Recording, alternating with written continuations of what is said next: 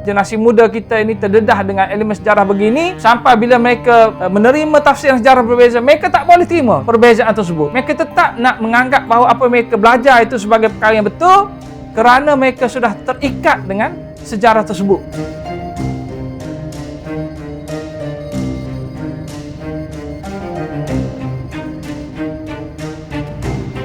Saya berada di bilik arkib bahagian sejarah.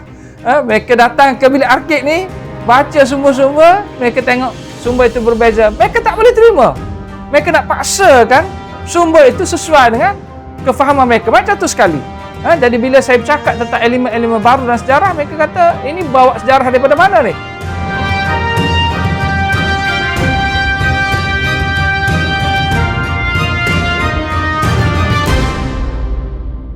Bismillahirrahmanirrahim. Assalamualaikum warahmatullahi taala wabarakatuh. Salam sejahtera.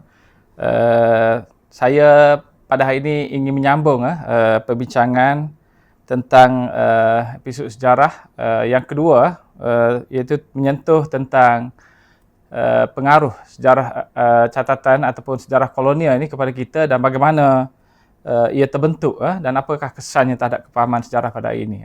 Ini adalah satu aspek yang sangat pentinglah, kerana saya sering menjelaskan dalam wacana saya sebelum ini bahawa apabila kita membicarakan sejarah, sejarah kita ini masih kuat dikuasai oleh elemen-elemen persejarahan kolonial ataupun pengaruh pemikiran kolonial dalam sejarah, disebabkan oleh kuatnya atau luasnya rujukan kita terhadap persejarahan tersebut.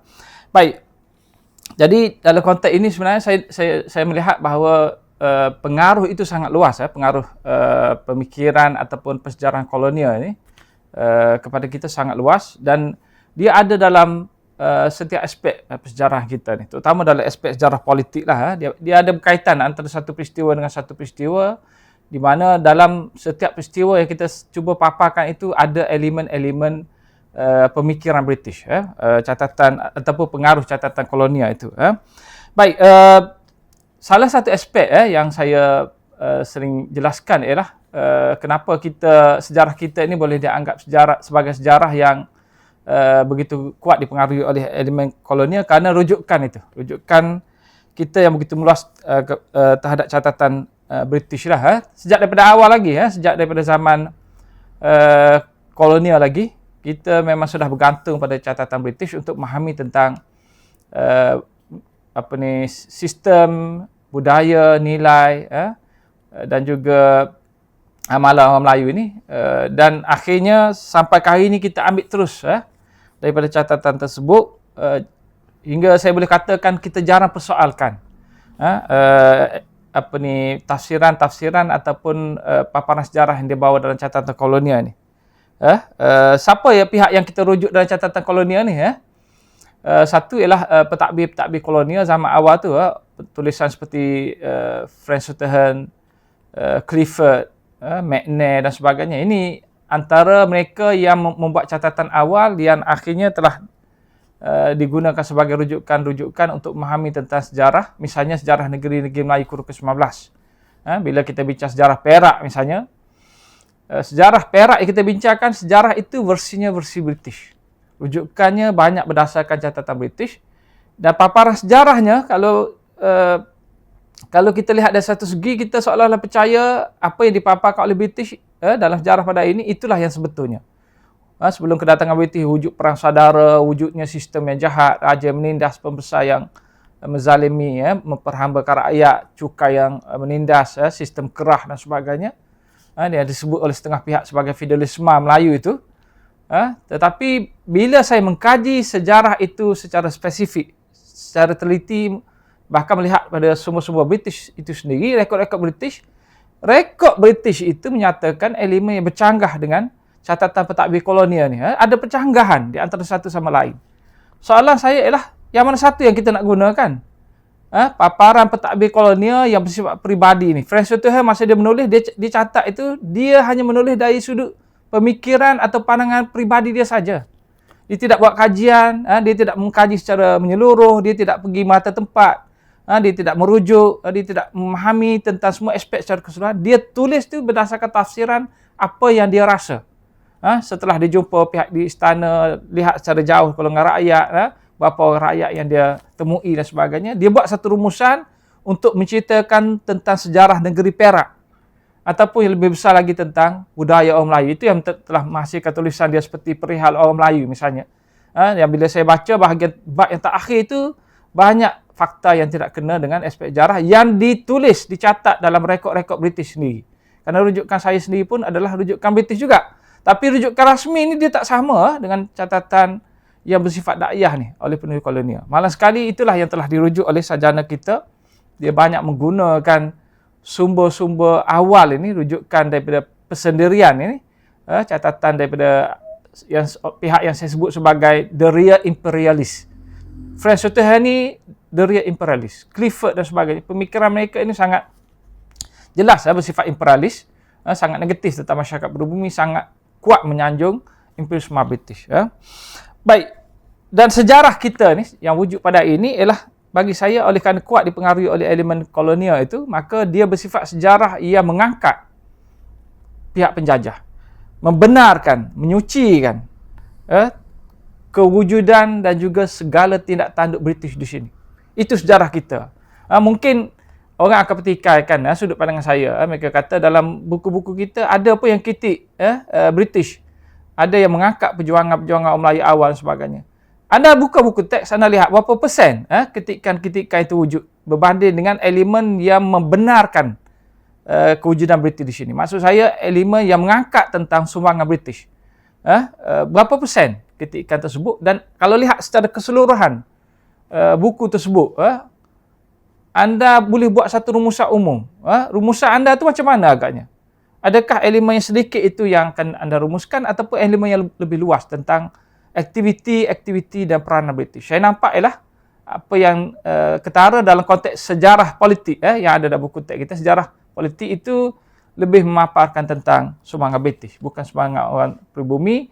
Orang pribumi ini dilihat sebagai mundur, ketinggalan, primitif dan sebagainya. Baik, jadi dalam konteks sejarah yang membenarkan kehadiran atau kewujudan pihak kolonial di sini, maksud saya British itu, ada dua aspek yang kita perlu lihat, iaitu satu dalam konteks bagaimana sejarah ini memaparkan kedudukan masyarakat pribumi. Yang kedua ialah bagaimana sejarah ini memaparkan kedudukan pihak penjajah. So dua aspek ini kita kena cuba untuk fikir balik, renung balik, teliti balik di mana kedudukan dua-dua elemen ini dalam buku-buku kita. Bukan buku teks saja, dalam buku-buku kajian sejarah, dalam dari sudut pandangan ahli sejarah, wacana ahli sejarah dan sebagainya. Jadi yang pertama ialah paparan tentang pribumi. Setahu saya, bila saya mengkaji banyak buku, saya telah baca, dah 15 tahun saya mengkaji ini. Itu pada masa saya buat master dan PhD. Sebelum itu pun saya sudah banyak mengkaji. Bacaan saya menunjukkan bahawa tulisan dan juga buku-buku kita ini, bila papas sejarah, banyak memberikan gambaran yang negatif tentang sejarah masyarakat pribumi. Ini adalah sebahagian daripada kesan, daripada pengaruh rujukan daripada catatan kolonial. Watak pribumi ni, raja-raja dia, pembesar dia, rakyat dia sendiri pun, sistem dia, institusi dia, amalan dia, budaya dia, nilai dan sebagainya itu diperlihatkan sebagai bersifat mundur, bersifat keji, bersifat menindas, jahat dan sebagainya. Ini senang saja, kalau nak beri contoh senang saja, nak ambil buku mana yang kata macam tu, kerana dia ketara. Baik, yang kedua ialah penjajahan tu macam mana kita gambarkan dalam buku kita. Sekali lagi, cuba lihat buku kita ni. Bila dia bincang tentang, saya ambil contohlah, tentang negeri Perak kurun ke-19. Bila bincang tentang kemasukan British tu jadi baik, kuasa yang datang untuk menolong, mengadakan perjanjian pangkuk untuk menyelesaikan masalah orang Melayu di Perak. Itu yang dibawa dalam naratif kita yang saya kata bersifat mesra penjajah ni. Dia menggambarkan seolah-olah Perak pada masa itu sangat teruk. Ada masalah, ada konflik, ada kezaliman yang berleluasa berlaku, rakyat tertindas sampai British perlu datang buat satu perjanjian untuk selamatkan kita. Dan itu yang berlaku yang kita baca. Bahkan dalam buku teks pun disebut bahawa perjanjian itu dibuat untuk mengatasi masalah perpecahan dan konflik perang saudara yang berlaku dalam kalangan orang Melayu. Tapi kalau anda kaji, macam mana nak membuktikan perang saudara itu berlaku? Istilah perang itu pun tidak tepat. Peperangan itu berlaku di mana?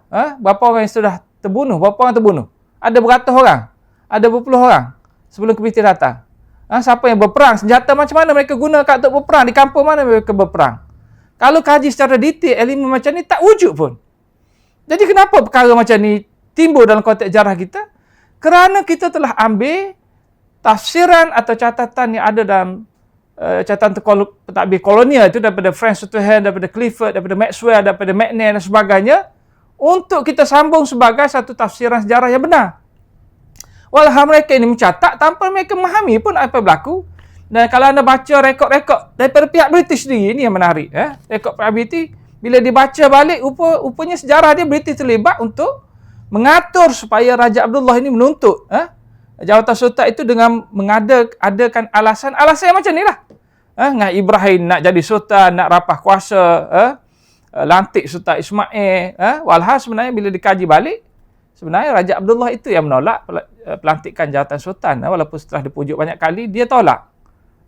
Dan setahun kemudian, bila dia dalam keadaan miskin, datang orang untuk memujuk dia, tuntut jawatan sultan, dengan memberikan laba, sorong dan sebagainya. Menaja dia dengan kapal, dengan pakaian, dengan kos hidup untuk dihantar ke Pulau Pinang, ke Singapura. Macam tu sekali peranan pihak yang berada di belakang itu. Jadi versi yang ada dalam rekod British yang rasmi ini tidak timbul. Ini saya baca ni rekod rasmi British. Yang satu lagi ialah catatan personal peribadi yang diambil oleh ahli sejarah. Catatan personal ni, catatan rekod ini tak diangkat sejarahnya adalah berlainan. Yang ini ni British pun sendiri pun tak tahu kita akan rujuk rekod-rekod mereka. Jadi mereka cakap perkara-perkara yang sulit, yang berbeza dengan apa yang dicatat dalam konteks catatan peribadi pentadbir British yang prejudis ini. Malah sekali sejarah kita ni lebih berpihak pada catatan peribadi pentadbir British yang prejudis itu menyebabkan pandangan tentang masyarakat pribumi itu menjadi sangat negatif. Sedangkan penjajah itu menjadi baik. British ini datang bawa keamanan, cuba untuk menyatukan orang, menyelamatkan rakyat yang ditindas dalam kes di Perak itu. Dan kemudian setelah dia menguasai, ingat dalam konteks British ini, bila dia datang, dia menguasai dengan pelbagai cara, tipu helah, penindasan, ugutan, perang, ada genosid pun dia lakukan dalam kes di Perak itu. Macam-macam dia buat. Tetapi cuba fikir balik, bila kita baca buku teks kita ni, ada tak elemen ini diangkat? Macam mana proses campur tangan British itu berlaku? Apa yang dia telah buat sehingga kuasa itu terpindah? Dan dalam proses mencapai kuasa itu, apa yang dia telah laksanakan? Adakah hal-hal begini diterangkan dengan detail dalam buku-buku kita? Kalau baca buku Sarjana Barat, mereka cerita. Ada tulisan terbaru, satu kajian peringkat PhD oleh Gordon, seorang pensyarah wanita. Dia ada rujuk tulisan saya pun tentang Perak ini. Dia cerita tentang the small genocide di Perak. Ada tak buku kita cerita tentang small genocide ini? Tak ada. Jadi, kenapa elemen-elemen negatif tentang penjajahan ini dia tidak naik? Dia tidak timbul. Yang timbul ialah kejahatan peribumi. Walaupun kejahatan peribumi ini tidak boleh dibuktikan dan tidak ada dalam kajian sarjana. Cuba bayangkan dalam fikiran anda. Boleh tak anda bagi contoh kejahatan yang macam mana? Anda pernah nampak tak? Tapi kalau penjajahan British ini, kita boleh nampak, kita boleh imagine, kita boleh bayangkan dengan senjata dia, dengan pakaiannya, dengan sepoi dia, dengan apa yang dia buat dan sebagainya. Kita tahu bahawa British agresif, British ni licik, British ni datang untuk menguasai kekayaan di sini. Kita boleh nampak, kita boleh bayangkan. Tapi bila kita cuba bayangkan kejahatan pemerintah Melayu ni, raja mana yang jahat? Raja Abdullah jahat? Dengan Ibrahim jahat? Apa yang dia buat? Boleh tak kita bayangkan? Masa British sebut bahawa pemerintah ini jahat, siapa yang jahat? Siapa yang menindas? Dan British menggunakan rujukan tu, siapa yang dia rujuk tu? Rakyat yang ditindas tu siapa mereka ni? Boleh tak kita percaya mereka ni cerita pada British? Dan kena lihat macam-macam segi lah. Dari segi bahasa, dari segi kepentingan orang itu yang dia rujuk, berapa orang dia rujuk, kebolehpercayaan dan sebagainya. Kerana ini adalah aspek siasatan dalam kajian sejarah. Ada ni British masa berlaku kes Perang Perak, dia telah membuka satu siasatan untuk mengkaji, menyiasat tentang siapa yang telah bertindak membunuh J.W. Bush. Dia boleh buat siasatan macam tu sekali, detail. Tapi saksi-saksi yang dibawa itu pun sendiri boleh dipertikaikan. Bahkan hakim yang membicarakan kes tersebut pun juga boleh dipertikaikan. Dari segi kepercayaannya. Jadi ini adalah elemen macam mana British itu campur tangan dengan Melayu. Tak diceritakan dalam buku kita, terutama buku untuk pelajar-pelajar kita ni, yang menyebabkan mereka tidak nampak tentang kejahatan British. Jadi British ni jadi baik. Dan selain itu British juga masa zaman penjajahan, dia ada di sini. Ingat, British ni bukan penjajah seperti Raja Chola. Dia datang dari India, pergi serang, ambil rampas kekayaan, dia pergi balik. Jadi masyarakat tidak ada terikat lagi dengan penjajah ini. Tapi penjajah, sama juga dengan kes Portugis. Dia tidak begitu mempengaruhi sangat kerana dia tidak begitu lama dan tidak mengubah tafsiran sejarah tu kerana tak ada catatan-catatan yang luas tentang masyarakat pribumi. British ini, dia masalahnya ialah bila dia datang ke sini, dia cuba memahami masyarakat di sini, dia menghasilkan catatan-catatan yang sangat komprehensif. Bahkan ada macam boleh, macam pejabat kolonial office itu adalah catatan-catatan British untuk satu dunia dia jajah. Boleh jadi satu arkib kita duk rujuk sampai kali ini. Begitu luasnya catatan dia. Yang dia hasilkan pada peringkat awalnya adalah untuk report kepada kerajaan ataupun catatan itu untuk dibaca oleh masyarakat di Britain untuk memahami ataupun untuk dijelaskan bahawa apa yang British buat di sini sebenarnya adalah untuk menyelamatkan orang di sini. Samalah macam kerajaan Amerika Syarikat sekarang ni. Bila mereka hantar tentera menyokong penjajah di Palestin tu, mereka ini menceritakan elemen-elemen kejahatan masyarakat pribumi dan mengangkat peranan mereka sebagai pembebas, penegak keadilan, orang yang cuba untuk mengatasi keganasan dan sebagainya. Itu mereka bawa kepada rakyat mereka sebenarnya, bukan terangkan kepada masyarakat pribumi tersebut, kepada rakyat mereka. Tiba-tiba masyarakat pribumi ini baca catatan ini, dia percaya. Kita ni lah baca catatan berita ini, kita percaya. Itu satu perkara yang sangat pelik. Kita percaya orang yang jajah kita ini seperti kita percaya diri kita sendiri. Dan kita perlihatkan dalam buku kita, mereka baik. Mereka ni bawa kemajuan. Apa yang mereka bawa? Mereka bawa kemajuan dari segi kemudahan, infrastruktur, dari segi pentadbiran. Mereka lah yang menyatukan kita. Mereka inilah membebaskan hamba. Macam-macam dakwaan kita ni tentang kebaikan British. Sampai kita sendiri menutup tentang apa motif British di sini. Dan kita membesarkan sumbangan-sumbangan kecil British itu sampai kita lupa bahawa segala kekayaan di sini telah dipunggah, dirampas, dieksploitasi sampai kita ni jadi miskin. Kita ni yang ada di sini ni tinggal kemiskinan itu dan juga balance daripada apa yang dieksploitasi British itu sebahagian terlepas daripada kita dah. Tapi kita boleh rasa British ni hebat kerana membantu kita, menyelamatkan kita. Macam tu sekali. Dan kita kata British ni tak jajah, datang tak jajah, kita berdebat. Saya rasa yang berdebat tentang British jajah tak jajah ni bagi saya ada istilah yang digunakan oleh Syed Hussein Alatas, bebalismal, bebal. Kerana kita ni nak mempertahankan kedudukan kita itu sampai satu peringkat British itu telah dimurnikan, disucikan. Seolah kedatangan kepada dia mereka itu ke sini bagi kita bukanlah untuk niat yang jahat, bukan untuk mengeksploitasi kita. Mereka memang betul-betul nak selamatkan kita. Mereka tak jajah kita. Dan cuba untuk dipertahankanlah pandangan tersebut sehingga menyebabkan akhirnya wujud perdebatan tentang kita ini dijajah atau tak dijajah sampai hari ini. Satu bangsa, satu wilayah yang telah dikuasai oleh British sejak tahun 1870-an sampai 1957. British ada di sini, kuasai, British memerintah, British yang mengeksploitasi kekayaan, British yang memecat raja-raja, British latih raja-raja, British yang membunuh, British yang mencuri, British buat segala-galanya. Kita kata British tak dijajah, menjajah lagi. Kita mahu buktikan apa lagi? Apa bukti lagi yang kita mahu kan untuk kita kata British ini sebagai penjajah? Apa bukti? Baik. Dan dijelaskan kalau British tak datang, maka pribumi ini akan terus tertindas seolah-olah sistem yang ada di sini jahat. Itu yang digambarkan. Tapi saya ingat kalau betul sistem itu jahat, buatlah satu buku, kajilah. Sistem yang macam mana yang jahat ni? Penindasan yang macam mana telah berlaku? Berapa luas penindasan itu? Raja yang mana? Kena ada kajian yang detail. Buku-buku kita ni cerita tentang sistem jahat, feudalisme yang jahat, pembesaran yang jahat. Ada tak mereka ini menjelaskan secara detail tentang kejahatan-kejahatan tersebut? Cerita tentang Sultan Mahmud, detail Sultan Mahmud, detail sejarah Sultan Mahmud, debat tentang Sultan Mahmud. Kita tahu apa yang dia buat. Itu baru betul. Orang debat tentang Sultan Mahmud, tapi masa British datang tu, orang debat tak tentang raja yang jahat mana, pembesaran yang jahat macam mana? Mereka berperang sama sendiri, perang saudara. Macam mana mereka berperang? Di mana mereka berperang? Senjata mana mereka gunakan? Berapa orang terbunuh?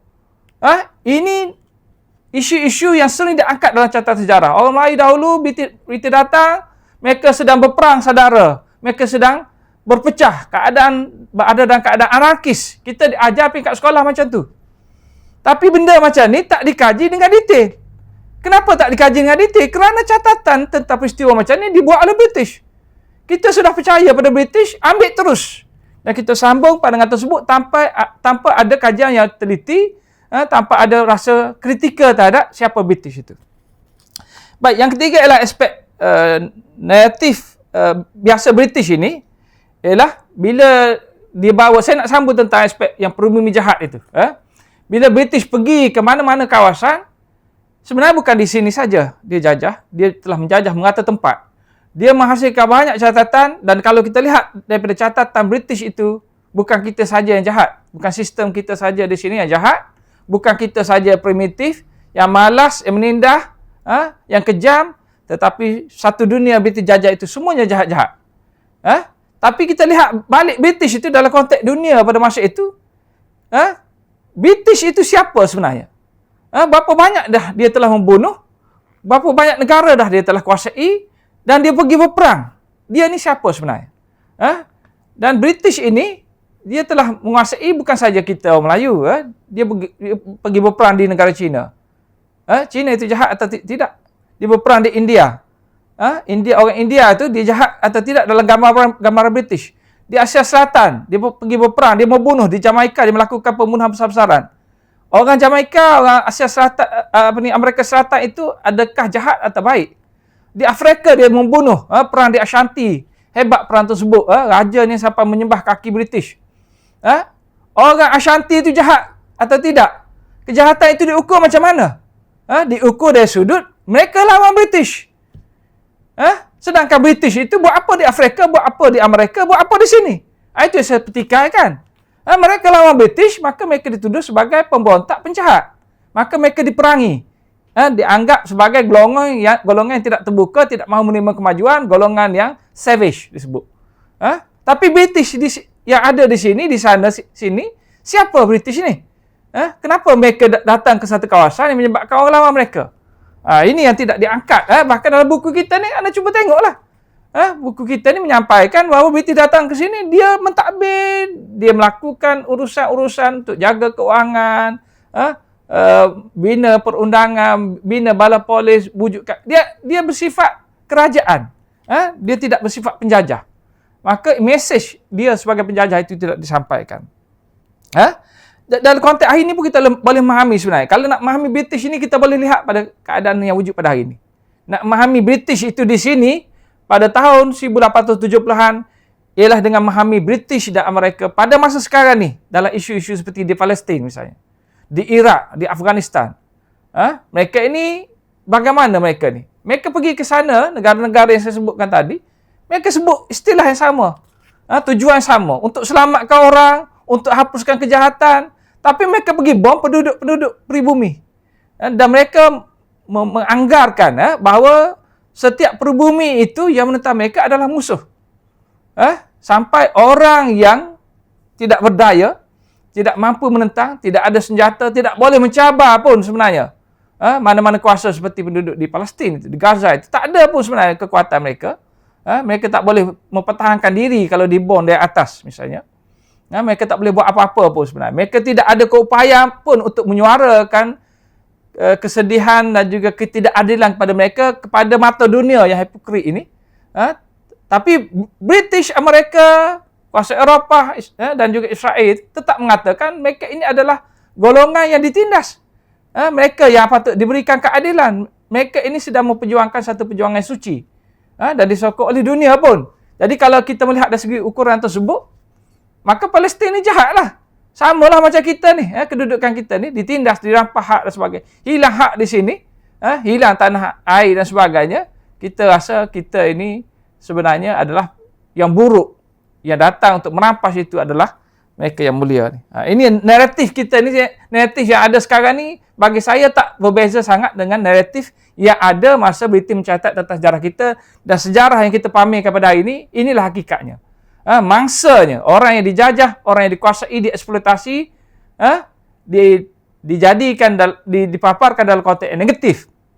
Bila kita cerita Perak ni ada masalah, ada perebutan kuasa, ada perang saudara, negatif. British datang untuk selamatkan kita ni, samalah macam kita kata Palestin ni tak berguna. Mereka ni ekstrim. Mereka ini pengganas dan sebagainya. Yang datang menindas mereka itu adalah untuk menyelamatkan keadaan, untuk mencari keadilan dan sebagainya. Samalah kes itu. Kita memuji, kita mengangkat penjajah ni.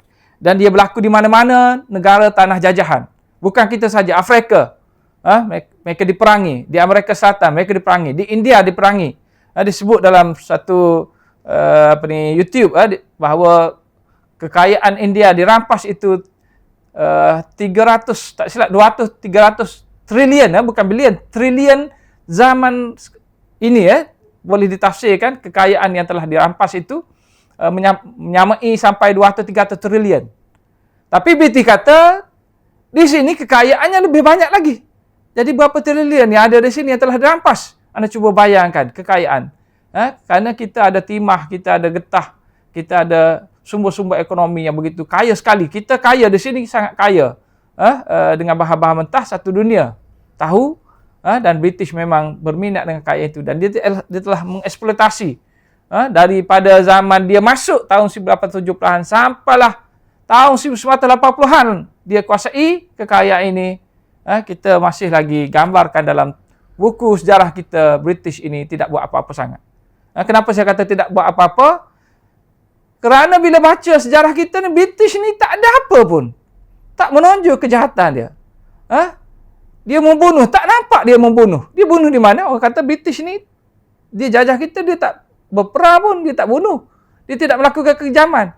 Ada seorang sarjana besar yang kata macam tu. British tak ganas. Yang ganas Jepun, yang ganas Portugis. Kerana apa? Kerana sejarah kita tak paparkan kejahatan British itu. Orang tak nampak. Baik, dalam konteks peribumi itu yang diangkat. Contohnya dari segi sistem dia. Raja dia, agama dia, pembesar, institusi undang-undang budaya. Semuanya digambarkan sebagai jahat. Saya tak perlu ceritakan secara detail. Nanti satu masa saya akan ceritakan. Bagaimana imej itu dibina oleh British begitu hebat sekali. Sampai kita percaya. Dan masalah dengan sejarah yang dipaparkan oleh catatan British ini ialah soalannya ialah sejauh mana kita boleh percaya catatan tersebut. Kalau kita perhatikan, kita baca misalnya tulisan oleh Frank Sutherland, British Malaya, ataupun catatan dia tentang perihal orang Melayu misalnya, kita baca tentang bagaimana diceritakan tentang pembesar-pembesar yang menindas rakyat ni melalui sistem kerah. Sistem cukai dan sebagainya, dan pembesar-pembesar yang suka merampas hak-hak rakyat ni kalau ada lebihan pendapatan dan sebagainya, dan dia menggambarkan keseluruhan masyarakat pada masa itu tidak berani untuk berkata apa-apa. Mereka ini tidak ada kebebasan, mereka ini sering ditindas secara beramai-ramai. Tapi itulah bila saya baca, saya kaji apa semua, setakat ini tidak ada satu bukti pun untuk menyokong pandangan Frank Sutherland tersebut. Tak ada bukti. Anda ada bukti dah? Anda ada bukti atau tidak? Daripada apa yang anda baca. Kalau anda ada bukti, ataupun mana-mana ahli sejarah, mana pekaji yang boleh majukan pada saya bukti tersebut, majukan untuk saya kaji balik, tengok. Ada tak elemen-elemen tersebut berlaku secara besar-besaran? Kalaulah pembesar ini bertindak menghukum seorang pengikut dia, itu bukan penindasan.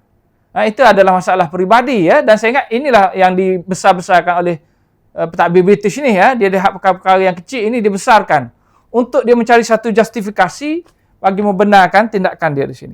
Dan dalam proses tersebut, dia membina satu image. Dia reconstruct. Sistem itu tak ada masalah. Saya kaji zaman Melaka lagi. Tak ada masalah dengan sistem.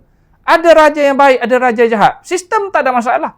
Undang-undang tak ada kata raja boleh bertindak sesuka hati, boleh merapah hak rakyat. Tak ada undang-undang kata macam tu. Dan undang-undang yang ada pun undang-undang Islam. Tak ada elemen yang kita boleh baca daripada undang-undang yang mengatakan masyarakat di sini boleh ditindas oleh pemerintah. Kalau undang-undang tersebut macam tu, sistem tu memang jahat. Tapi raja jahat ni ada, tak ada masalah. Raja jahat ni ada di mana-mana pun. Bukan dalam sistem ini saja, dalam sistem demokrasi pun ada. Selagi ada raja. Dalam sistem komunis, ada ketua, ada presiden, ada diktatornya, tetap ada mereka yang jahat ini. Dalam sistem presiden, Amerika Syarikat ke, Eropah ke, ada yang jahat. Dalam sistem kemaharajaan, ada yang jahat. Yang kita nak petikaikan, sistem tu jahat atau tidak? Kalau kita kata raja jahat, presiden ni jahat, maka sistem jahat, demokrasi ni paling jahat. Paling banyak membunuh demokrasi ni. Berbanding dengan sistem kesultanan. Anda kira dengan kalkulator berapa orang yang telah terbunuh daripada sistem kesultanan Melayu ni? Cuba kira. Jumlahkan, listkan. Berapa ribu orang yang telah terbunuh? Berapa orang yang telah terbunuh kerana sistem ini? Di mana, di negeri mana telah berlaku penindasan besar-besaran sampai orang masyarakat pribumi itu telah dibuktikan ditindas secara meluas di negeri Melayu. Ada berlaku perang saudara di sana sini yang tertentu, tapi perang-perang yang berlaku di negeri-negeri Melayu ini kena dikaji balik secara spesifik. Saya kata sejarah ini dia perlu dikaji dengan begitu detail, barulah kita boleh buat rumusan secara general, boleh buat generalisasi. Kita kata di Kelantan ada perang saudara misalnya. Kena kaji di Kelantan tu perang saudara tu macam mana? Di Perak perang saudara. Kaji macam mana berlaku di Perak secara detail. Ada tak elemen-elemen ini dikaji? Kalau elemen ini belum dikaji, kita tak boleh cerita tentang keadaan tersebut berlaku. Walaupun ia disebut dalam catatan British. Ia perlu dikaji dahulu. Kerana masalahnya bila saya kaji sumber-sumber British dan sumber-sumber tempatan, kemudian saya melihat balik kes perang ini, dia jarang berlaku kes perang yang tidak melibatkan kuasa asing. Mesti ada kuasa asing. Mesti ada Siam di situ. Mesti ada British di situ. Mesti ada kapitalis, syarikat-syarikat, kongsi gelap. Mesti ada Bugis. Mesti ada pihak-pihak tertentu yang ada terlibat menyokong mana-mana pihak. Kalau dalam institusi masyarakat pribumi, perang saudara dia tak boleh berlaku. Dia tidak mungkin berlaku. Kerana dia bergantung pada kekuatan ataupun simbol kekuasaan sultan itu. Dan pembesar-pembesar dia tak boleh mencabar sultan.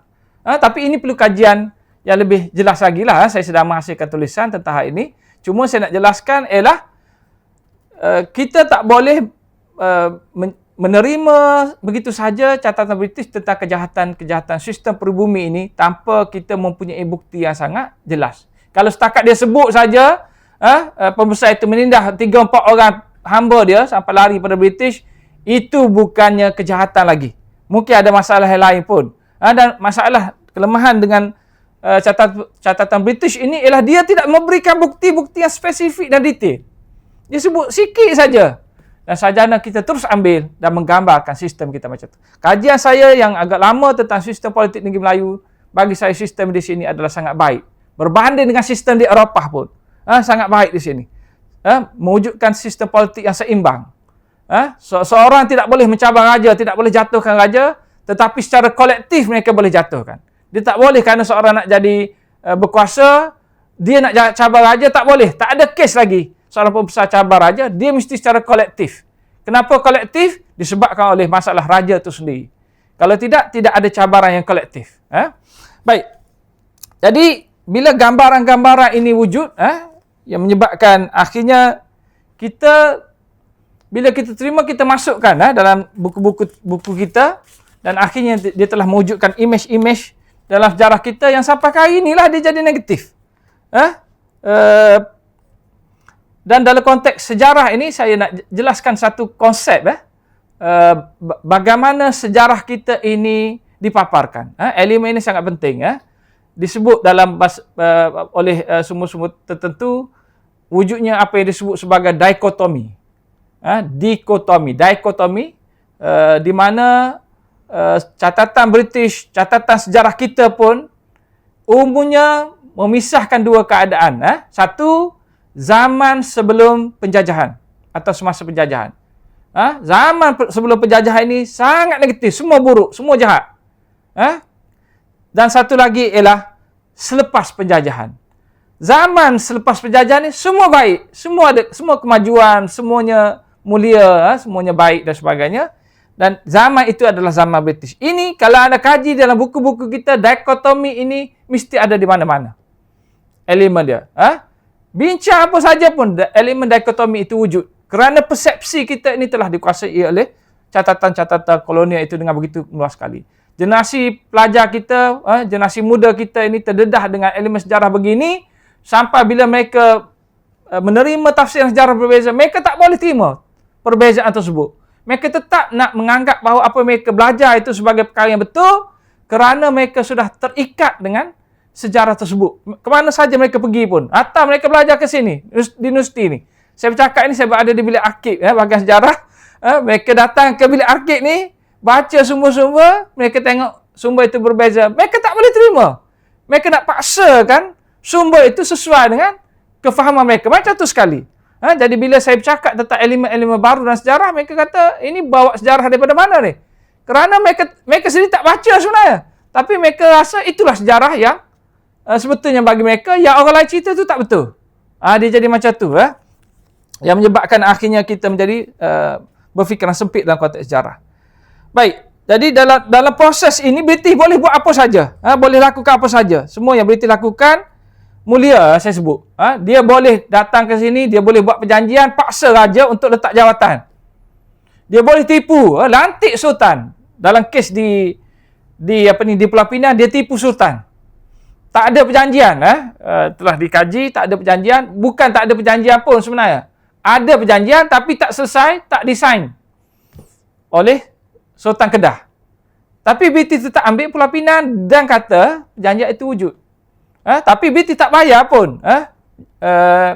Apa yang disebut oleh British sebagai perjanjian untuk bayar akibat daripada British mengambil Pulau Pinang itu. British tak bayar pun.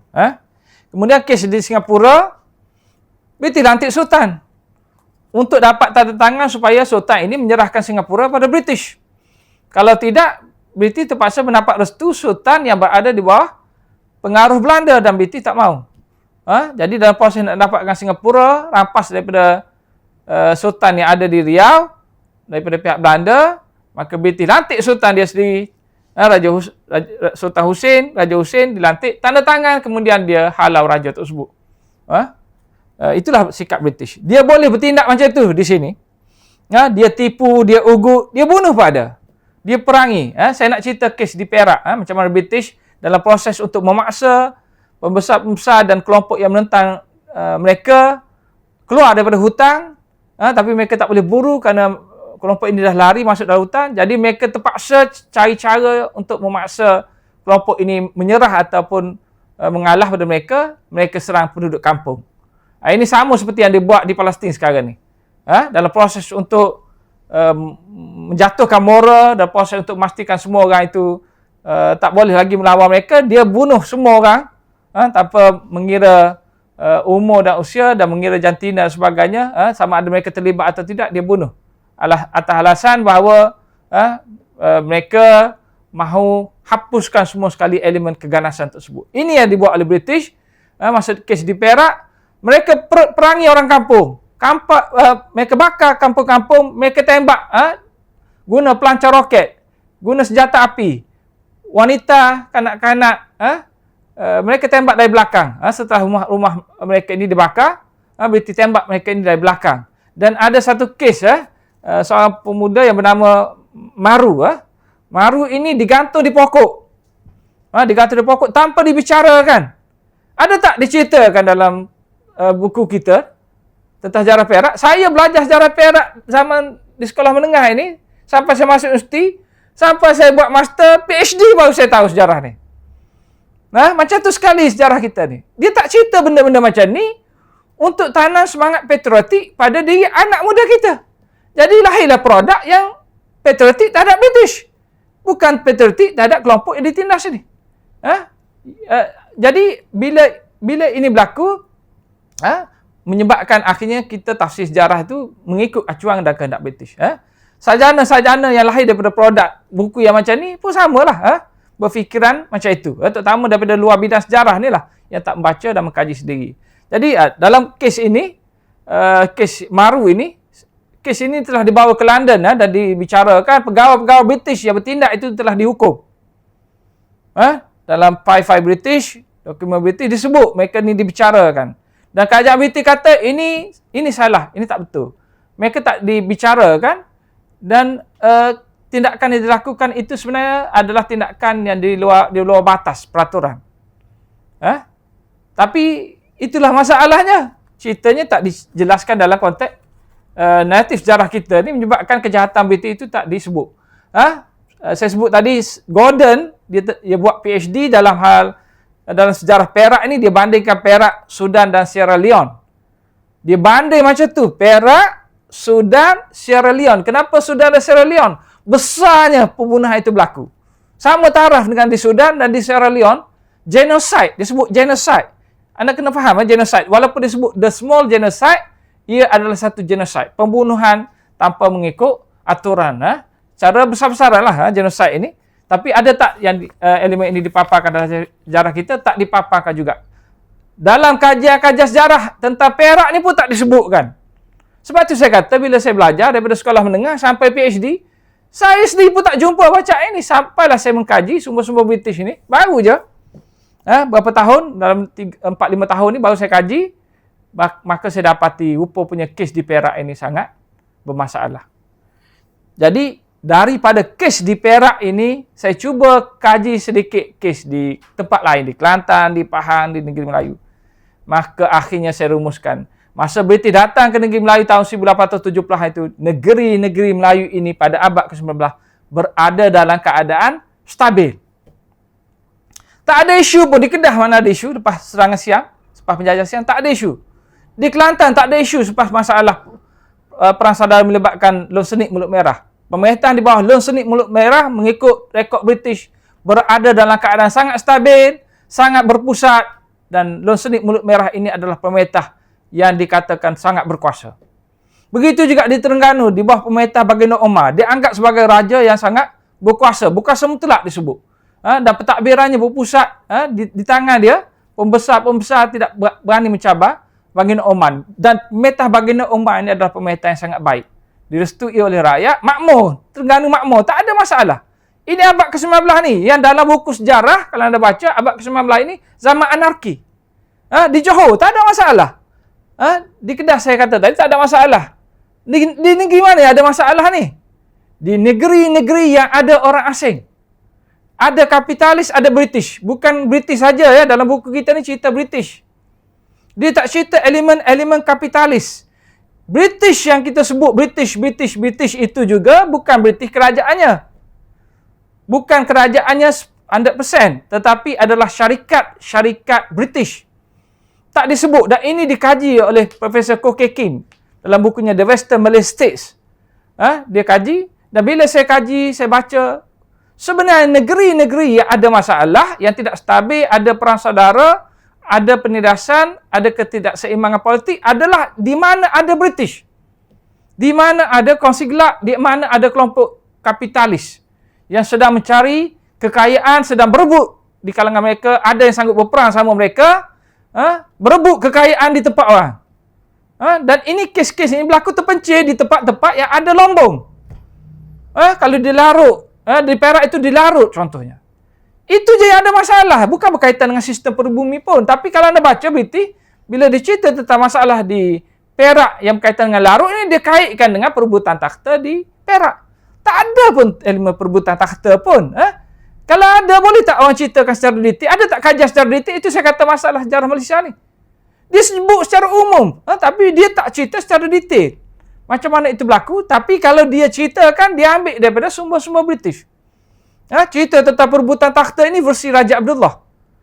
Yang telah diberikan oleh British supaya dia tuntut takhta Kesultanan Perak daripada Sultan Ismail dengan menggunakan versi ini.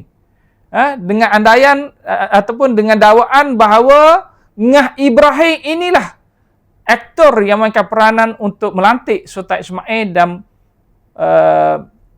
menghalau Raja Abdullah daripada jawatan tersebut. Kenapa kes ini nak dikaitkan dengan Ngah Ibrahim? Kerana Ngah Ibrahim pemilik larut.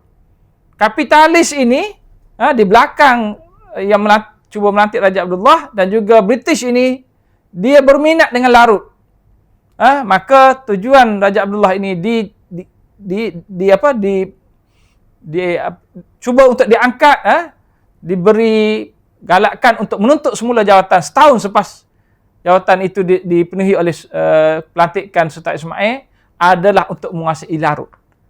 Perak menjadi tidak stabil, menjadi adanya konflik dan sebagainya adalah berpunca daripada kekayaannya di larut itu.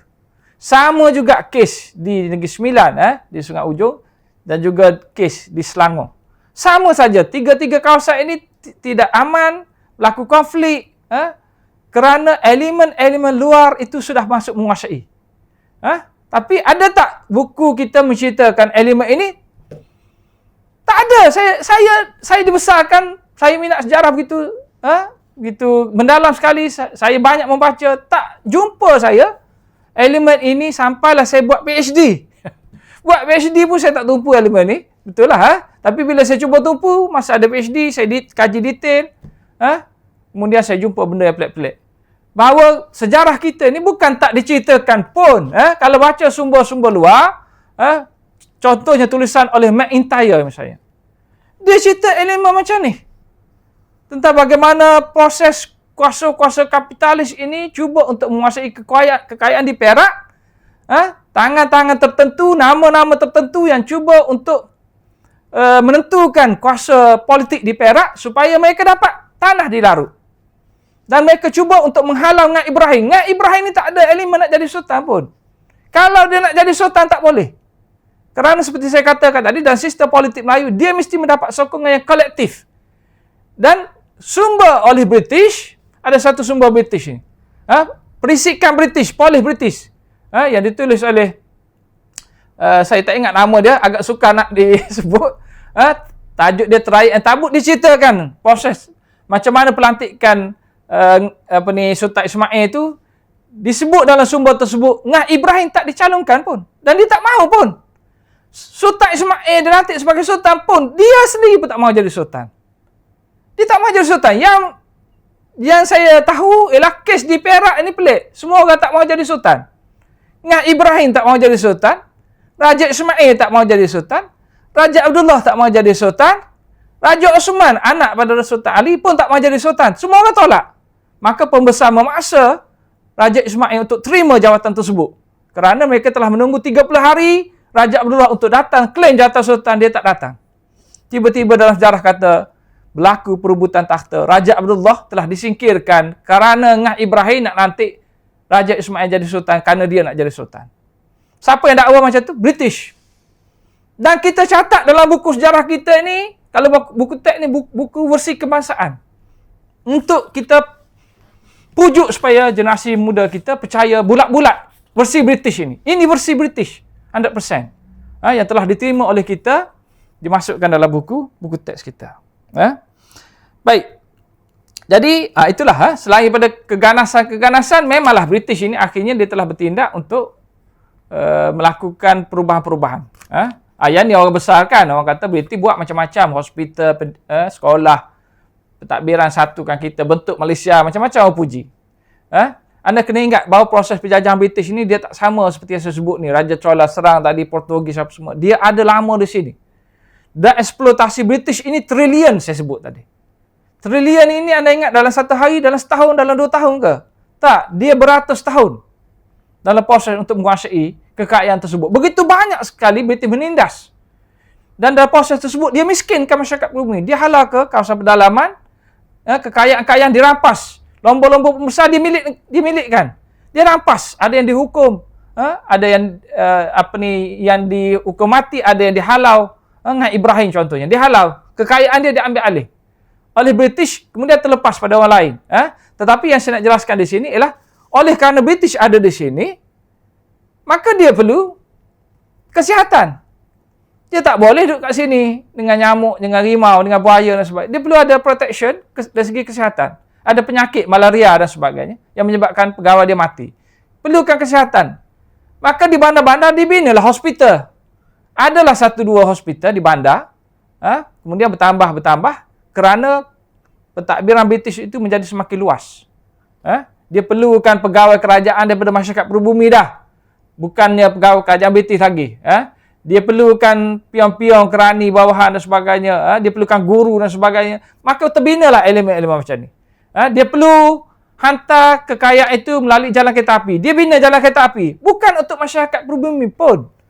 Bukan luas mana pun dia bina. Tempat-tempat yang mana ada British, di situlah ada sekolah. Di situlah ada hospital. Di situlah ada jalan. Di situlah ada pusat-pusat pentadbiran dan sebagainya. Tak ada di kampung-kampung jalan kereta api ni. Tak ada hospital di kampung-kampung. Di kawasan masyarakat peribumi yang tertinggal, tak ada kemudahan-kemudahan ini. Kemudahan ini hanya melibatkan British dan buruh-buruh asing yang terlibat dalam proses eksploitasi tersebut. Tiba-tiba kita nak besarkan. Memanglah proses penjajahan ini oleh kerana terlalu lama, akhirnya seperti saya kata, kerajaan British ini telah menjadi kerajaan. Tak ada dah orang lain jadi kerajaan ni. Dia dah pegang kerajaan, maka dia kena ada tanggungjawab lah. Takkanlah dia nak biarkan masyarakat peribumi itu miskin dan tertindas begitu sekali. Maka dia mesti membina satu kemajuan. Dan sikap British ini, dia ada satu kemegahan yang tersendiri.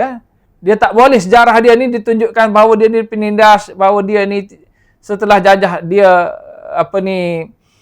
dia membiarkan masyarakat itu, dia mewujudkan keadilan. Dia mahu dilihat bahawa dia inilah yang mencerahkan orang, dialah yang mengkayakan orang, dialah menyelamatkan orang. Dia mahu macam tu. Jadi dalam proses itu, kemajuan-kemajuan itu, tempias kemajuan itu akhirnya berlaku. Tetapi masyarakat peribumi itu dimiskinkan, masyarakat peribumi itu kehilangan tanah, kehilangan hak. Sampailah dia merdeka pun, dia tetap kehilangan hak sampai kali ini. Jadi hujah-hujah mengatakan British ini bawa kemajuan tu untuk orang lain, bukan untuk masyarakat peribumi. Baik, jadi saya nak ringkaskan tentang masalah ini. Jadi apa yang saya nak jelaskan di sini ialah bagaimana elemen-elemen yang saya bincangkan ini meninggalkan kesan yang sangat mendalam kepada tafsiran, kefahaman dan juga paparan sejarah kita. Pertamanya dalam aspek ini saya jelaskan konteksnya ialah sejarah politik. Saya nak lihat dalam konteks sejarah politik. Kalau kita baca buku-buku kita ni, kita dapati sejarahnya ambil bulat-bulat daripada paparan sejarah British ini. Ambil bulat-bulat. Kalau tengok sejarah kita ni, kalau kita bahagi mengikut tajuk. Zaman Melaka. Zaman Melaka ni pun kita ambil pandangan daripada pandangan British. Tentang kejahatan institusi dan sebagainya banyak diceritakan oleh British. Tapi itu zaman sebelum kedatangan British. Start dengan tahun 1870-an ni, Perak memang menjadi mangsa paparan sejarah British. Dan negeri-negeri yang lain. Kemudian bila berlaku penentangan terhadap British oleh kelompok-kelompok pejuang-pejuang tradisional ni, Tok Jangguk, Datuk Bahaman, mereka pun dimangsakan. Zaman dahulu kita baca buku teks ini, mereka ni sebut sebagai pemberontak. Mereka masa bangkit bukan nak lawan British, nak lawan raja. Dinarratifkan macam tu. Walhal sebenarnya mereka nak lawan British, tapi masalah tersekat dengan raja ni. Digambarkan bahawa mereka nak lawan. Itulah apa yang telah dibuat oleh British pun. Tapi yang dipersoalkan ialah ada pandangan-pandangan yang mengatakan mereka ini nak lawan British kerana cukai, kerana jawatan, kerana kepentingan diri. Saya katakan cukai, jawatan, kepentingan diri tak ada masalah pun bagi mereka. Kerana itu hak mereka. Kalau saya sebagai orang kaya, orang nak rampas RM100 je. Saya tak izinkan, saya akan lawan. Apa hak dia nak rampas tu? Dia minta RM100, boleh kita beri. Tapi dia nak ikat tangan kita, dia nak paksa kita bayar, itu tak boleh. Itu menjatuhkan. Dan siapa British untuk memecat mereka ini daripada jawatan-jawatan mereka. Kerana sebenarnya niat British memecat mereka ni bukan kerana isu cukai pun. Kerana British tahu bahawa mereka ini kalau tidak boleh pungut cukai, mereka ini dipecat daripada jawatan, kuasa itu akan jatuh ke tangan British. Itu prosesnya yang kita perlu tahu. Jangan kita selewengkan sejarah ini untuk kita gambarkan elemen negatif ni. Kerana sifat sejarah tu memang macam tu kita ni. Pelik. Sejarah kita ni sangat pelik bagi saya. menghina diri sendiri. Orang kita ni dia hina sendiri-sendiri, keluarga dia, image dia, kemelayuan dia, kerana dia tak ada apa-apa yang untuk diperjuangkan. Dia bukan ada perjuangan apa-apa, dia tak tahu apa nak diperjuangkan. Dia hina diri dia sendiri. Dia gambarkan perjuangan lawan BT ni salah. Kepentingan diri. Kalau perjuangan lawan BT ni salah, habis tu nak sokong British. Itu saya kata, dalam konteks perjuangan di Palestin ni, mereka guna apa cara sekalipun dan juga mereka atas dasar apa sekalipun lawan penjajah itu sebenarnya sah. Bukan saya yang kata sah ini. Ini PBB yang kata sah. Dalam konteks apa yang telah dirumuskan dalam resolusi PBB sejak lepas Perang Dunia Kedua lagi. Mana-mana yang dijajah ini boleh perangi kelompok yang menjajah mereka. Itu yang berlaku. Walaupun PBB akhirnya tak laksanakan resolusi tersebut. Tapi kita ini, saya jelaskan dari segi paparan sejarah, terlalu bergantung. Pergantungan yang saya kata sangat keterlaluan. Percaya terus, yakin, anggapnya betul. Dan kemudian masukkan dalam buku yang digunakan oleh semua anak-anak muda kita untuk percaya. Inilah sejarah yang berlaku tanpa ada proses untuk menilai. Betul tak sejarahnya ni? Sejarah yang kita paparkan ini betul ke tidak? Berapa lama dah kita kaji ni? Ada tak kajian yang telah dibuat secara detail tentang aspek-aspek ini? Kita bincang tentang darurat misalnya. Sangat-sangat ketinggalan zaman. Darurat ni, sarjana luar sudah berdebat. Lama dah, tahun 90-an lagi. Darurat ni bukan kerana komunis. Ada dah tulisan-tulisan ni. Kalau kita tak setuju, ada tak kita kritik mereka? Kenapa kita biarkan darurat ni masih lagi dianggap sebagai perjuangan British lawan komunis? Ia disebut oleh sarjana-sarjana ni sebenarnya macam kes di Palestin ni. Digunakan oleh penjajah untuk menggambarkan kelompok-kelompok tertentu sebagai pemula pemberontakan, bahawa dia perlu menggunakan kaedah perang untuk memerangi kelompok tersebut, tapi sasaran dia adalah benda yang lain. Kalau kes di Palestin, sasaran dia adalah untuk jajah, untuk kuasai semua, ambil alih dan hapuskan masyarakat tersebut. Tapi dia menggunakan kelompok lawan dia itu sebagai pengganas untuk konon dia diperangi, tapi yang dia serang adalah masyarakat peribumi. Sama kes di sini, masa kes darurat, dia guna alasan komunis. Tanpa bukti-bukti, rekod dia sendiri sebut, dia sendiri pun tak ada bukti. Tapi dia isytiharkan. Bukan komunis isytiharkan. Saya kata komunis ni tak lawan British. Bukan saya nak sokong komunis. Saya nak bagi tahu komunis ni alat British, pro-British. Saya nak sebut. Komunis ini sebenarnya penjahat. Dan digunakan oleh penjahat yang lain untuk memaksakan kelompok yang menuntut merdeka. Sasaran dia kelompok yang menuntut merdeka ni. Bila dia isytihar darurat, dia tangkap kelompok ni. Dan komunis ni dibiarkan sampai sebulan baru diharamkan. Tapi yang ni dah ditangkap awal-awal lagi. Sejarah ya ini bukan saya cerita. Yang saya ceritakan di sini bukan saya yang ceritakan. Saya ambil daripada sarjana-sarjana yang tulis tahun 90-an lagi. Masalahnya kenapa dengan sejarah kita ni, sejak tahun 90-an lagi orang dah tulis, dah keluar rekod-rekod baru apa semua, tidak meninggalkan kesan, sejarah kekal macam itu saja. Masih lagi bersifat sejarah zaman darurat tu, zaman 40-an. Sama, tak berubah. Tak, elemen-elemen baharu ini tak masuk dalam sejarah kita. Macam mana kita nak suruh pelajar kita kritikal terhadap sejarah ni? Kita kata sejarah ni, kenapa pelajar ni rasa bosan dengan sejarah? Kenapa sejarah ini dianggap sebagai mata pelajaran membosankan? Apa masalah dengan cikgu ni? Apa masalah dengan pelajar? Sebenarnya masalah dengan kita ni. Termasuklah ahli sejarah dan orang macam saya ni jugalah. Sebagai ahli sejarah, kena dipertanggungjawabkan. Kena dipersalahkan. Kerana tidak mengkaji dengan begitu terperinci dan meneliti semula aspek sejarah ini dengan komprehensif, dengan meluas. Melihat semua aspek. Jangan tinggalkan aspek-aspek ini yang tak dikaji. Kita kata kurun ke-19, negeri Melayu ini dalam keadaan tidak stabil dan anarkis. Ceritakan bahagian mana tak anarkis itu. Perang di mana saya kata. Berapa orang yang terbunuh. Siapa yang ceritakan secara detail. Barulah kita boleh anggap itu sebagai sejarah yang boleh dipertahankan. Tapi kalau kita tak cerita secara detail, kita umum saja, maka kita ambil daripada British. Cerita tentang darurat ni. Orang dah kritik dah darurat ni bukan kerana komunis. Tapi komunis ini dimasukkan oleh British jadi kambing hitam untuk menangkap golongan nasionalis. Kita tak setuju dengan pandangan ini, tak apa, tak ada masalah. kita kena kritik sebagai ahli sejarah, kena kritik pandangan yang berbeza tersebut. Kita tak boleh diam dan biarkan dan terus tulis buku dan sebagainya macam tak ada apa-apa. Kerana tahun 90-an lagi mereka sudah mengkritik, dan pandangan mereka ini lahir akibat daripada rekod-rekod baharu yang telah keluar. Soalan saya lah, rekod-rekod baru yang telah keluar ni di sini di mana? Sarjana kita ni yang menulis sejarah ni, dia baca ke tidak rekod baru? Saya ni baca ke tidak rekod baru ni? So kena ambil berat, kena tahu perkara tersebut. Supaya dengan ini maka akhirnya kita akan tahulah sejarah yang sebenarnya, dan tidak terpesong.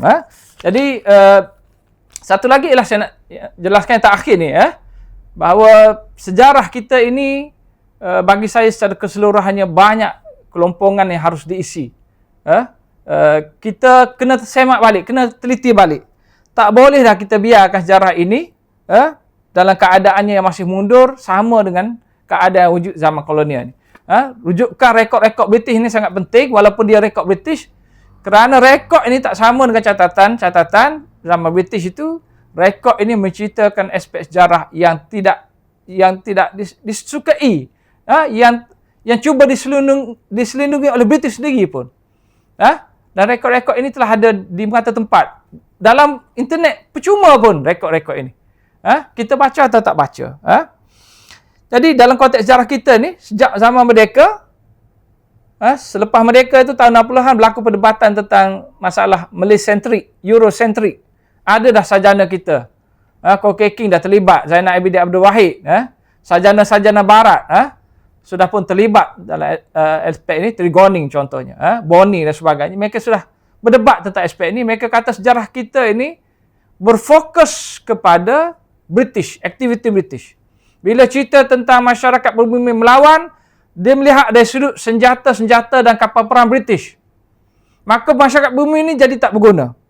Sejak zaman selepas merdeka lagi, tahun 60-an, sudah ada pembincangan aspek ini. Tapi soalan saya ialah, ke mana perbincangan ini yang dikatakan sejarah kita ni Eurocentric dan terlalu bersifat menumpukan pada aktiviti British? Adakah kita bila kaji dalam konteks sejarah kita pada hari ini, sejarah kita itu tidak lagi memaparkan aktiviti British ataupun memang hanya memfokuskan pada British?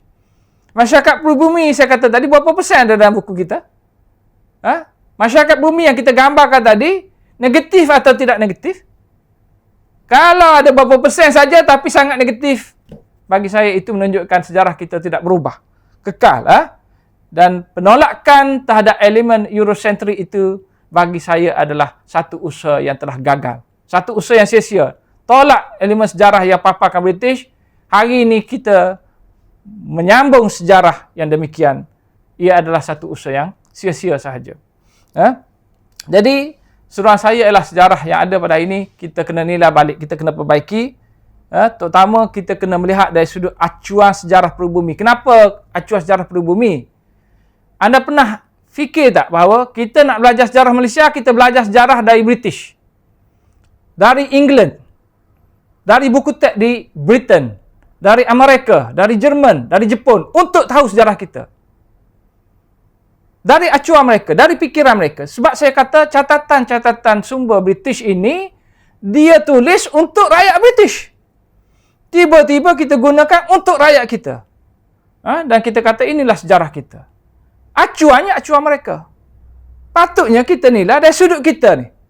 Contohnya lah, bila kita nak cerita sejarah tentang negeri Perak, kita patut cerita tentang masyarakat Perak. 90%. 10% itu adalah tentang British. Apa yang mereka lalui, apa kesukaran mereka, bagaimana perasaan mereka misalnya, tindak tanduk mereka, apa yang mereka telah hilang, pembesar ini kedudukan dia macam mana zaman British dan sebagainya. Itu fokus dia pada masyarakat peribumi. Barulah betul. Kalau cerita dia tentang negeri Melayu, bersekutu negeri Selat, Malayan Union Darurat, sistem residen, apa semua tajuk-tajuk macam ni, tajuk dia adalah tajuk British. Untuk orang British faham. Untuk orang British baca, kerana mereka nak tahu apa yang British buat di sini. Kita nak tahu tentang negeri Selat, kita nak tahu tentang apa daripada negeri Selat? Apa yang kita dapat manfaat daripada belajar tentang sejarah negeri Selat? Itu yang saya herannya. Apa yang kita belajar? Apa yang kita belajar daripada pentadbiran British ini? Apa manfaat dia kepada masyarakat bumi dan masyarakat yang belajar tentang sejarah tersebut? Manfaatnya ialah kita tahu tentang kehebatan British. Kita tahu tentang kemajuan British yang British bawa. British sebagai kerajaan, British yang mentadbir, British yang bawa kemajuan. Itu yang kita tahu. Dan itu adalah satu mesej yang salah. Dari segi tajuk, penzamanan itu tak betul. Sejarah kita ni tajuk sebenarnya. Dia ikut tajuk. Ini bukan sejarah. Ini sejarah yang agak selektif. Bila nak bincang tentang darurat, tak boleh bincang darurat berdiri sendiri sebagai tajuk darurat dan komunis. Tak boleh. Itu salah dari segi gambaran sebenarnya. Dia kena cerita tentang perjuangan kemerdekaan. Dalam konteks sejarah kita ni, tema besarnya ialah penjajahan dan perjuangan untuk lawan penjajah. Itu tema besar. Kenapa saya kata macam tu? Satu lagi tema ialah tentang masyarakat perubumi. Itu sudah agak kecil sifat dia kerana kita dijajah begitu lama.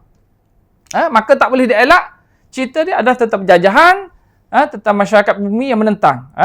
Tapi kita tak bolehlah fokus tentang pentadbiran British, apa yang British buat dan sebagainya. Kita kena lihat dari sudut masyarakat bumi, apa yang mereka rasa.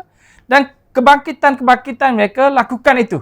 Dan dalam konteks inilah saya kata, darurat tu bila kita cerita tentang darurat tu semata-mata apa yang British buat, dia tak ada kaitan pun dengan masyarakat peribumi.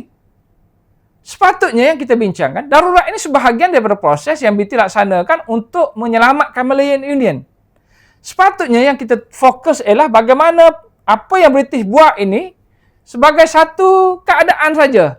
Malayan Union, Persekutuan Tanah Melayu, darurat ini semua adalah satu proses yang British buat untuk melambatkan pencapaian kemerdekaan di sini.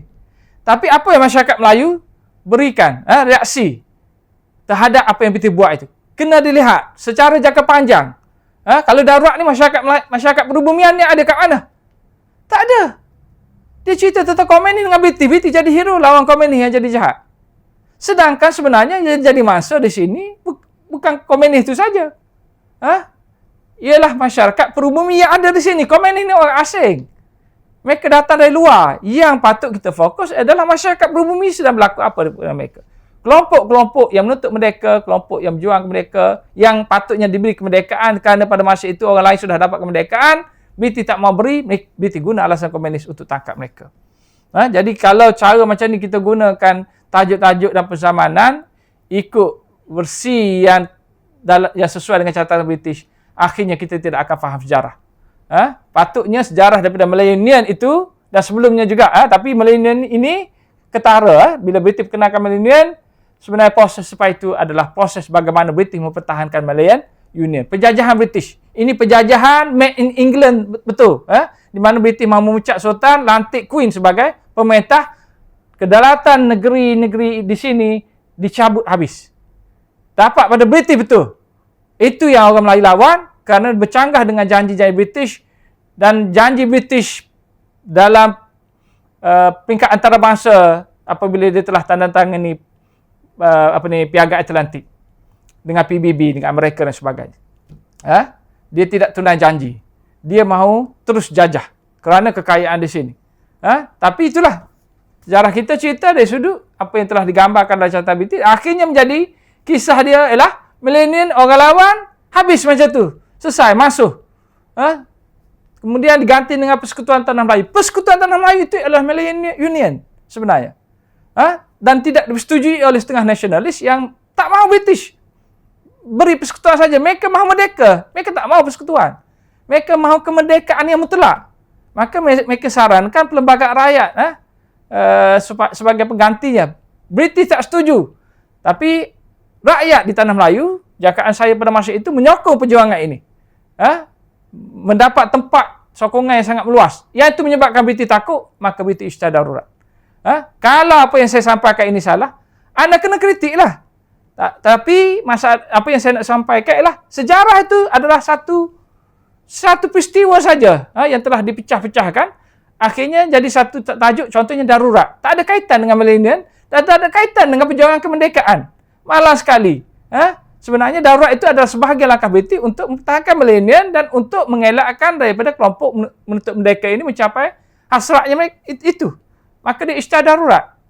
Tapi cerita darurat akhirnya menjadi cerita lawan komunis saja. Dan akhirnya masyarakat perubumi itu tidak ada dalam cerita darurat tersebut. Jadi, dan akhir sekali lah saya katakan bahawa kita bila baca satu tulisan sejarah itu, kita mestilah bersifat ragu-ragu. bersifat skeptikal.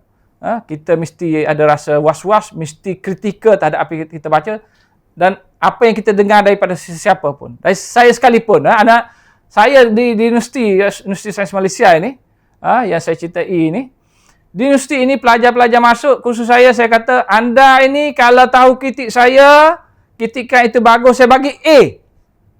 Anda kritik saya. Jangan tak kritik. Kalau anda puji saja, anda cerita sejarah macam tu saja, puji saja, tak boleh. Anda kena kritik. Kerana kalau anda cerita sejarah yang sama, narratif yang sama, saya tidak tertarik. Saya tidak dapat manfaat dan saya tidak tahu sebenarnya anda ni betul-betul membaca atau tidak. Kritik saya. Maka daripada situ saya dapat manfaat. Oh, ada kelemahan, saya kena kaji lagi. Saya kena kambus kelompongan ini, kelemahan ini dan sebagainya. Saya kena ambil idea daripada anda, ciplak sikit contohnya. Tapi tak ada sangat. Jadi sepatutnya itulah, kita patutnya bila baca jangan terus percaya daripada siapa pun. Tak kira lah dia ni adalah ahli sejarah biasa ke, profesor ke apa semua. Dia pakar ke, dia dah peringkat emeritus ke, dia raja ke. Anda baca tulisan mereka, anda jangan terus percaya. Terutama tulisan oleh pihak British ini. Perlu ada perasaan kritikal dan perlu ada perasaan was-was untuk mencari kebenaran itu dengan lebih meluas lagi, dengan lebih mendalam lagi. Dengan sikap itu barulah kita akan bebas daripada apa yang saya sebut sebagai penjajahan minda British ini. Penjajahan sejarah British. Kerana British ini dia telah membina satu ilmu dan satu kepustakaan kepada kita, ia ditinggal kepada kita, kita duk rujuk, kita ambil daripada mereka ini tanpa sikap kritikal dan inilah yang terjadi pada kita pada hari ini. Dalam konteks sejarah ini kita bukan saja ambil dari segi fakta, istilah-istilah, imej-imej, konsep-konsep yang negatif seperti feudal, raja berkuasa mutlak apa, itu semua kebanyakan jadi daripada Eropah. Sejarah kita ni bila dikaji satu demi satu dengan detail, kita akan dapati banyak kelompongan dia tidak dikaji dengan sepenuhnya lagi. Tapi kita sudah buat satu rumusan seolah-olah itulah sejarah yang sebenarnya terpampang dalam buku-buku, terutama buku teks kita ini. Itu sahaja daripada saya. Sekian. Assalamualaikum warahmatullahi wabarakatuh.